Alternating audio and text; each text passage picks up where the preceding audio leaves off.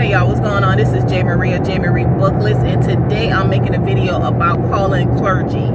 So there will come a time, it's not an everyday thing, not an every week thing. It's just one of those things where you will need to call clergy, and you can call them if a patient is dying. So if you have a patient like we had in ICU, patients were dying and they wanted, and then we also had, like, it was holidays and they were in the hospital and they wanted the priest or their clergy to come and be with them. And so we had a book, and then sometimes we had on Sundays we had a priest, Father, I can't remember his name, but he would come every Sunday. He was from the church. I can tell you the church name. I can't remember his name.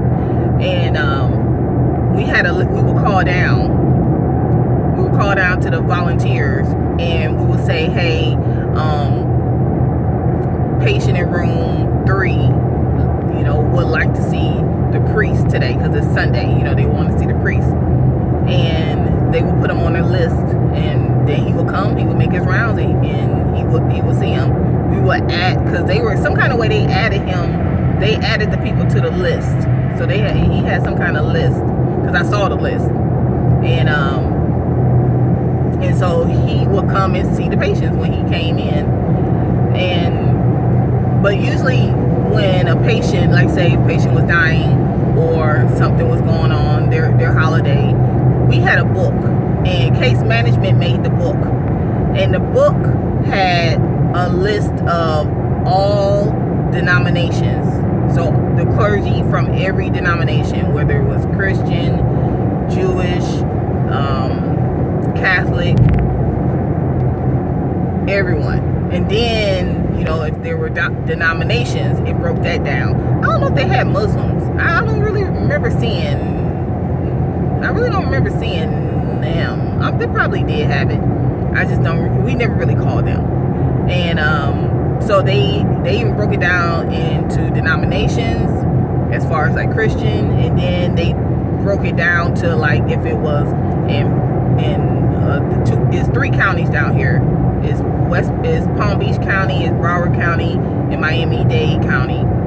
I know they did West Palm Beach and Broward County. I don't know if it went all the way down to Miami, which I wouldn't be surprised, but I'm not sure. But they had a list of all the clergy who would come to the hospital. And so let's say a patient was dying and they were Jewish, and they were kind of hard to get. So I mean, they were easy. They were kind of easy, kind of hard to get. Like if it was Friday, their Sabbath begins Friday night, and so that was kind of hard. And then to get somebody to come, and then especially if they weren't religious, like they believed but they didn't go to synagogue and all that stuff, they weren't, it was kind of hard. And then if it was like a Catholic, the Catholic wasn't hard, because like I said, we had the priest, I can't remember his name, but we knew who to call, and he would come. He would always come. He was always there. It was him and the other one. They will always come. And then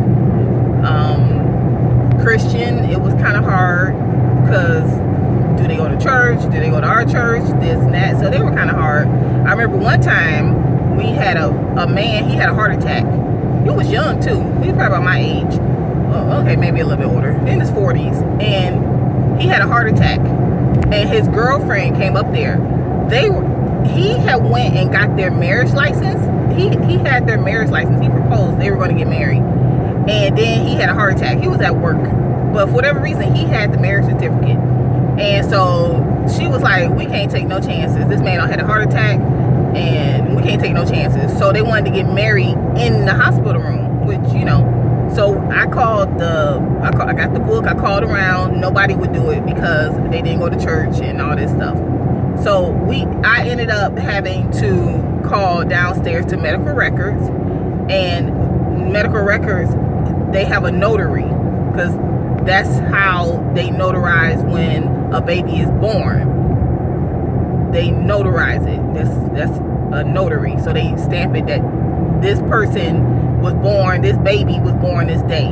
That's a notary. And so they can do marriages. They can perform a ceremony. And that's what we did. And the charge nurse was actually the witness. She stood in the room as the witness to them getting married. And so, I mean, that was rare. That was the only time. I know we did have someone else get married. A patient got married, but that was on the main floor. But I don't know why they had that big party. Did they get married, or was it a birthday? No, I can't remember. But I can't remember if they got married or it was a birthday. But they got, like, we had a big room and they decorated that room and they had a party back there for the patient. The patient was on the floor. I can't remember. But that was the only time I actually called them for something other than, you know, somebody's dying or a holiday. But usually it was their holy day or they were dying. I mainly called because they were dying. That's usually what I called for. And like I said, we had a book and we would put the call in, and sometimes it's easy, sometimes it's hard. And when you call the house of worship, it's just like calling in a consult. You give the name of the patient, what room, you know, what facility you're calling from, what hospital, and they might ask some other questions. Like if they were dying, they would ask, you know, is the family there? Things like that. They would ask those questions. And you'd be like yes or no, or, you know, 9 times out of 10 the family was there because they were like dying, okay, like they was gonna die. And then so the family was usually already there. And then like on a holy day, it was just, you know, it was just one of those things they would ask, you know, and then they would give you a estimated time on when they would be there.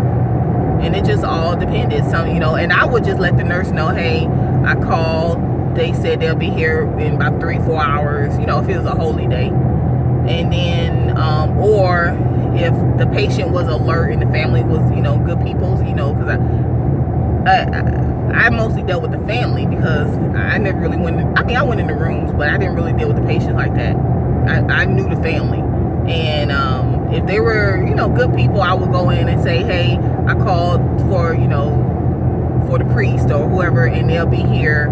They said give them about 4 hours or 2 hours, or they'll be here in 30 minutes, or, you know, just give them an estimate.